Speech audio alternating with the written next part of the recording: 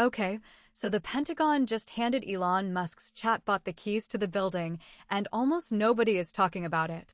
I'm Sophia Nova. Stick with me to the end, because the corporate twist behind this one is honestly wilder than the headline. So here's the thing. The Department of War, that's the rebranded Defense Department, is rolling out XAI's Grok across government workflows. We're talking sensitive operations, military logistics, the unglamorous but critical plumbing of how the US military actually moves people, parts, and decisions. And get this, it's landing at the exact moment Musk dissolved XAI as a standalone company entirely, folding Grok and X into a brand new SpaceX-owned division called SpaceXAI. Two enormous stories, stacked on top of each other, barely touched by mainstream YouTube. I literally double-checked because I couldn't believe it was this quiet. Let me walk you through what actually happened. On the government side, Grok isn't being dropped in as a novelty.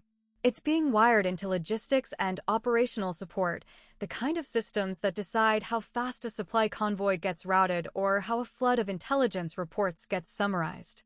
That's a massive vote of confidence in a model that, just a couple years ago, was the scrappy newcomer to the AI race. Now here's the background that makes this land harder.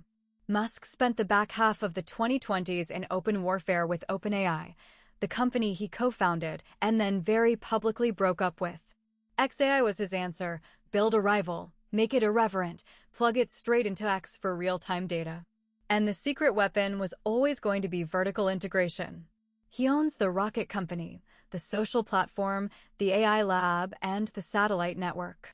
So merging XAI into SpaceX isn't a random reshuffle, it's the whole strategy clicking into place.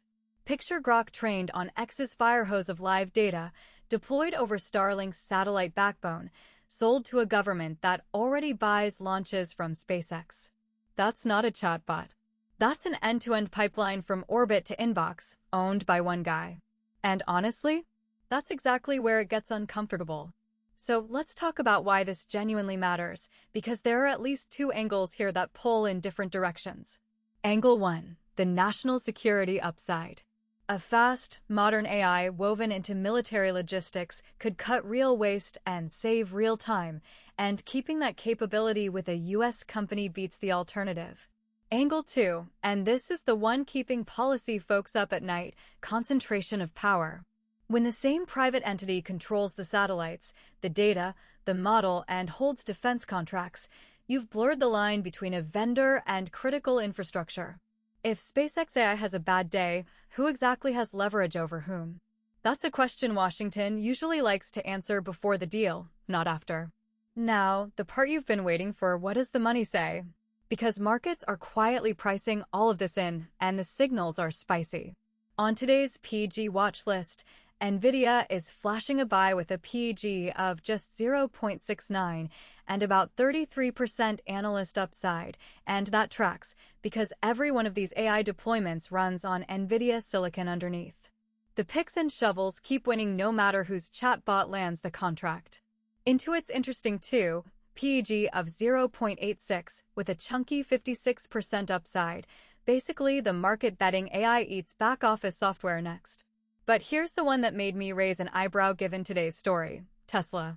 PEG of 5.73, negative 3% upside, a flat-out sell signal on the watch list.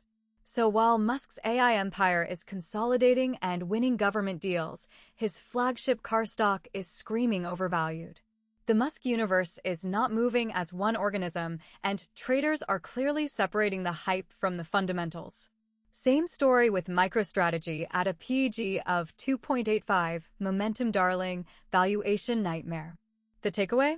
The infrastructure layer is where the disciplined money's pointing, not the celebrity tickers. So what do we watch for next? 3 things. First, the contracts. Does SpaceX AI's government footprint expand from logistics into something more operationally sensitive? And does Congress demand oversight hearings?